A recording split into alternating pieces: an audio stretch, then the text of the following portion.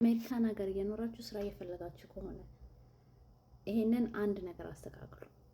አንቺን ለምን እንስማሽ ብላችሁ ልጠይቁኝ ትችላላችሁ። ቢካዝ 39 ኢትዮጵያውያንን አሜሪካን ሀገር ስራ እንዲያገኙ ረድቻቸዋለሁ በ2025 ብቻ። ሶ ሊስን አፕ። ስራ እየፈለጋችሁ ከሆነ የመጀመሪያ ጥያቄ ምን ስራ ነው የምትፈልጉት የሚለውን ጥያቄ ስትመልሱ ሪሞት ስራ ብላችሁ የምትጀምሩ ከሆነ you are going to have a hard time landing a job.